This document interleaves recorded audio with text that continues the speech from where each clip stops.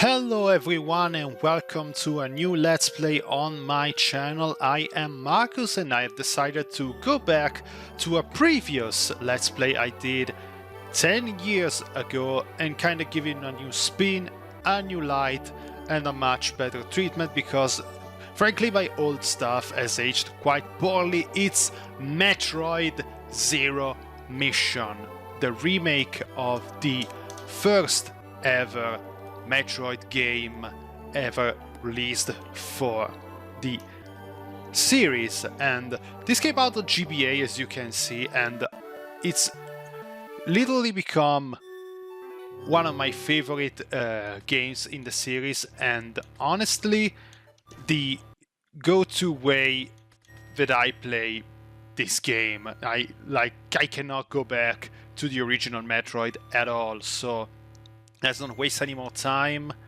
and let's start the game on normal because I don't trust myself for playing it on hard, honestly.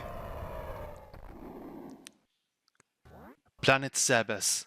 I called this place home once, in peaceful times, long before evil haunted the caverns below. Now, I shall finally tell the tale of my first battle here, my so-called Zero Mission. And people say that Samus never talks. Like, it's not that she doesn't talk, it's that she doesn't have anyone to talk with! And here we are. First, Metroid. This area is basically identical to the NES. And this is the first power-up we're gonna get, the classic Morph Ball, so that our heroine Samus can just crawl under stuff, because as we all know, Metroid can't crawl. Bringing back the little meme from Miiverse. Who does remember Miiverse in this place? I'm gonna assume not many. So now we are here on Planet Zebes. We are looking for the life form Mother Brain, which is hiding a powerful weapon called Metroids, and we are being sent here to basically investigate on what the hell is happening, especially since there is a group of space pirates that is very interested upon getting find out what the hell these Metroids are and how to use them. Samus is a bounty hunter, which has been paid by the Federation of Planets to just go and get the job done. So we are here now in this place, and Samus is just one of the first ever female protagonists in video games, and for those of you who are not familiar with Metroid, this is the beginning of a genre that is now extremely popular, especially in the indie circuit, the so-called Metroidvania genre or search action genre, however you want to call it. And we basically end up on a place butt-ass naked, and what we need to do is just hang around, explore to our heart's content, and find all the power-ups that we need to continue. This is the road that leads to the final boss of the game, but this, as you can see, is being locked by those two statues. Those statues that are representing two of the main bosses in this game, Ridley and Kraid. So now we basically have to run around and find them. We have these chosen statues here that are gonna give us hints on where to go next. Some of them are unavoidable, some of them you can skip them if you know where to go, but I honestly are gonna go and check on every single one of them because it's better that way. So yeah, this is basically the start of a genre, honestly, and I was never that lucky to actually own a Metroid game, despite growing up with the SNES. Metroid wasn't exactly a series that I have ease of access to. I grew up with Mario, I grew up with Donkey Kong, but occasionally I had Zelda Link's Awakening, which was my introduction to Zelda, but when it comes to Metroid, nothing really. And so the first time I ever experimented with the series was when I was in... I was very old, like I was already going into university and stuff like that.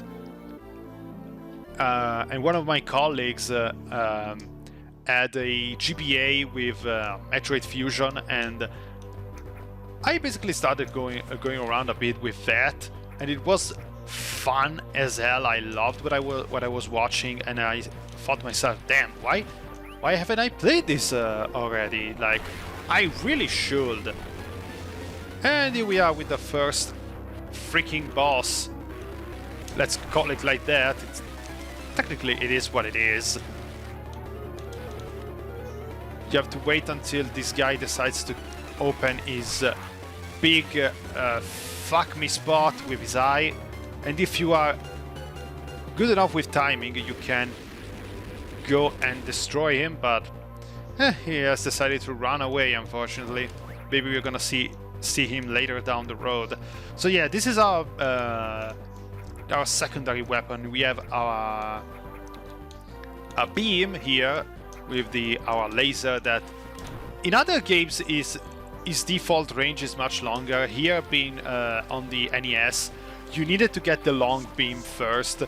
So we have this 5 seconds of gameplay where our range of weapon is like pitifully short, but then we can just move on and get a much better laser for doing this stuff. And this is basically the whole thing that we're gonna find on our adventure. More power-ups for weapons. They are gonna let us open more doors, explore more of the place, and eventually we're gonna be so strong that everyone in front of us won't stand a chance. And this is basically the main appeal for me with games. If games like this just keep going stronger and stronger until nothing can stand a chance in my wake. And yeah, this boss is now gone, and I can get the charge beam, finally. You really get the first few power-ups in very quick succession. This game is not that long, honestly, unless you go for 100%. And we also have our first energy tank. The energy tank basically gives us more health, as you can see by the pink squares aside of our life bar there. And yeah, the charge shot is basically what it is. Just basically what it says on the tin. It's a more powerful shot that we can hold on and prepare to shoot. And if we jump while I have a fully charged shot, as you can see, our sprite begins blinking red. When it's doing this, we basically have what is called a mock screw attack. The screw attack is one of the more powerful tools at our disposals, and such. We're gonna see that very late down the road. Is a bit too soon for that now, but later is gonna be our mainstay, one of the most damaging attacks that we have. But by doing this, we can basically have something that is pretty similar and can help with taking care of some aerial enemies in case you don't really want to stop and shoot of everything that it's in your way. I am kind of guilty of being like that, as you probably already saw. I am... Oh my god. Yes. I need to be more patient. I need to be more patient. As you probably seen before, like, I am guilty of being a bit too reckless with some stuff here. And I get my ass kicked a lot. Now, these little scarabs, or however we want to call it, yeah, I'm gonna call them scarabs. I don't know what their official name is. They will leech upon you, and if they are depending on how many numbers they decided to leech upon you, they don't do that much damage. But if they become a lot, they will slowly drain your health, so keep that in mind. But they will also become one of the more important enemies to take advantage of for progression. So yeah, we're gonna see that along the way. And yeah, you noticed I haven't saved the game yet. I will do it eventually, but right now I'm just...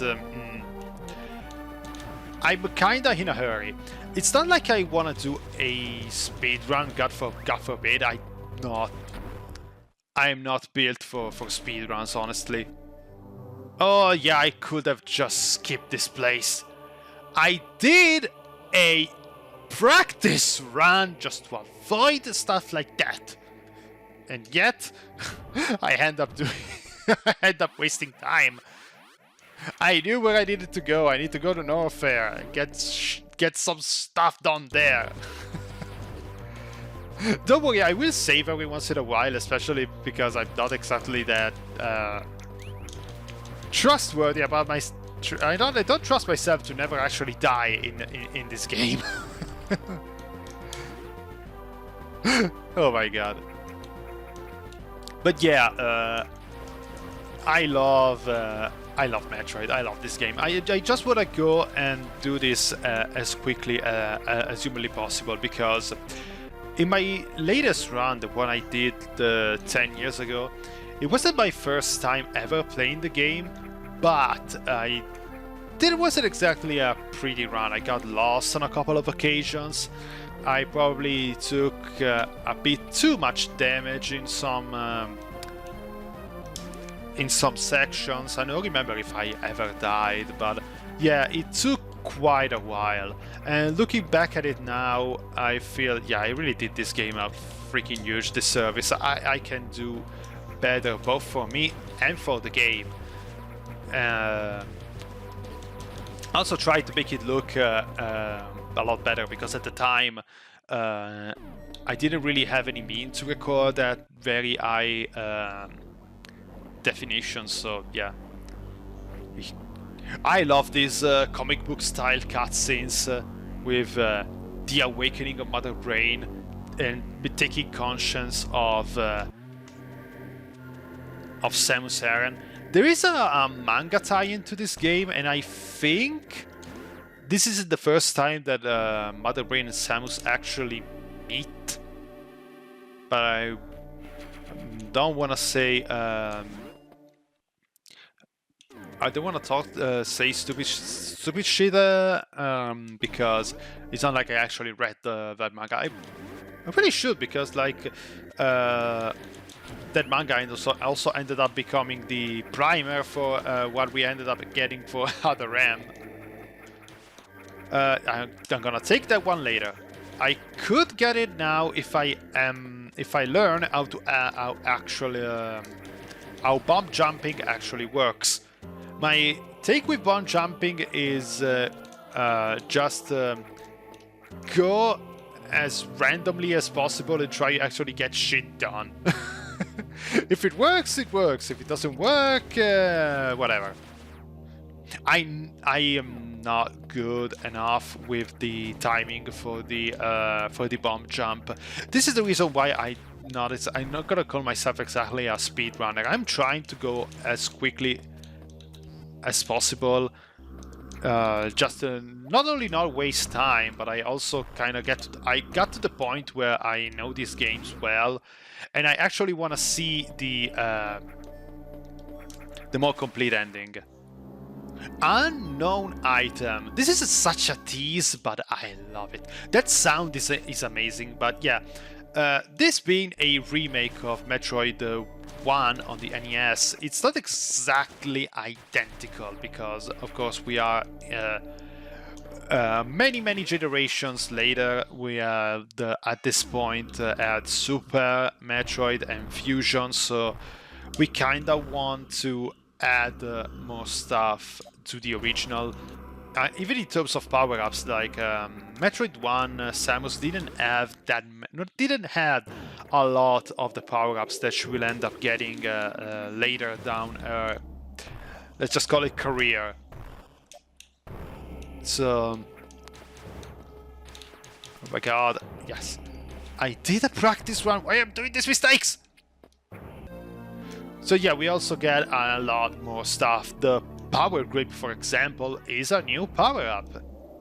With this we can actually hang on the ledges, which depending on who you are, this might be a useful power-up or something completely useless, because you know how wall jumping works.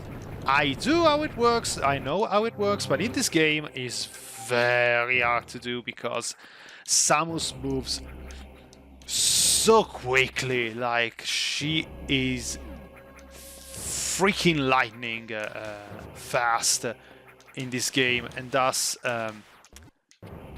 having to pull off the wall jump takes a lot of practice. We also landed up on the surface of the planet. If we end up in our space shuttle, we can actually go and save the game, and you also get replenished for all of our weapons and life, which I don't exactly need it for the point that I am, but yeah, I am gonna at least show it off, especially since I love how much animated the spaceship is. This entire game is animated so well, it's gorgeous. Yeah, this for me is probably peak 2D Metroid. Like when Metroid landed on the GBA, we actually got the absolute best experience anybody could ask for with these games. They are lightning quick, they look gorgeous, and the controls are perfect. Like, as much as I love Super Metroid, there are a couple of things about it that don't really work well with the Super Nintendo controller. I had no issues with Samus being so floaty, the game having such what feels like an emphasis on low G because of how Samus moves. That is not really an issue for me, but what I do have the issue is that you have so many things that you can do, and sometimes it feels like the controller isn't exactly made for all the options at your disposal. I have to be careful because I'm risk of dying here. Here we go. And we got the Ice Beam, another new power-up for our beam. This can freeze enemies in place, and it also allows them to use them as platforms to get out of some areas. Now, this quad has a green edge for some reason, so we have to go here, freeze an enemy, jumping on him, and go away. The Ice Beam, I think, I feel is one of the more contentious power-ups for this game, because if you have it equipped, the enemies are gonna be frozen first, and then you're gonna do damage to them, so it makes killing enemies a tad longer. So if you're someone that wants to get a move on, you might wanna disabilitate the Ice Beam. But this is not something that we can do in Zero Mission. It's something that could be done in Super, where the beams could be handled one at a time, and I am constantly falling, I don't know why. Yeah, this is maybe the only issue with Samus being so lightning quick. When you have to be precise on very small platforms, there's a high chance that you're gonna just slip down and constantly fall on your face. Well, yeah, we got the we are done for our first visit in Norfair, and now we're gonna open our way to Kraid, our first boss of the game. If we're gonna go in normal order, I am, because like I said, I am no speedrunner, and I know nothing about all the crazy sequence break stuff that you could do in this game, because one, I never actually studied how to do this, and second of all, like I said, I don't trust myself to be that good, honestly. Okay, well done. The missile are gonna be your secondary ammunition of choice. You're gonna drown in so many missiles, you wouldn't know what to do with it. I'm gonna assume this is a hot zone. Yes. I don't know if I ever gonna revisit that zone then. Maybe later. I don't know. Fuck, I just played... I hate my memory. I just played this game, and even then I still don't really remember all stuff clearly. Like, I did a test run yesterday just to be sure that I won't be doing many mistakes in not getting lost too much. Because, again, I want a good time at the end. Not exactly an earth-shattering time, like I said, but still. I want to get to the end in under 2 hours. That's basically the ending I'm aiming to get. For those of you who don't know, Metroid basically was infamous for the way everyone discovered that Samus was a woman is because if you beat the game fast enough, she will remove her suit. And she would be basically, you can see her in a Zero Suit Samus, and everyone say, "Oh my gosh, Metroid is a girl," because at the time we all just assumed that the name on the box was the name of the character. We were kind of dumb like that. So that thing is something that is always kind of brought up, like, yeah, the reward is seeing a quote-unquote naked a woman, or a woman with less clothing, let's put it like that. And everyone basically said it's something a bit contentious, but at the same time, it was something that we didn't really see much at the time of having a female protagonist. The only one that comes to mind to me at the moment in terms of 8-bit games is Alice from Phantasy Star, which is the first ever main character, female main character in an RPG. I am pretty sure about that. And yeah, Phantasy Star one day will find this place on the channel, because like I love Phantasy Star, and especially the first Phantasy Star is no joke the best 8-bit RPG that I ever played. So now we have reached Kraid, and we can take a little bit of a break. We come back in the next time with more Metroid Zero Mission, and we're gonna end up the exploration of Kraid. I am Markus, and I'll see you in the next video. Take care of yourself, guys.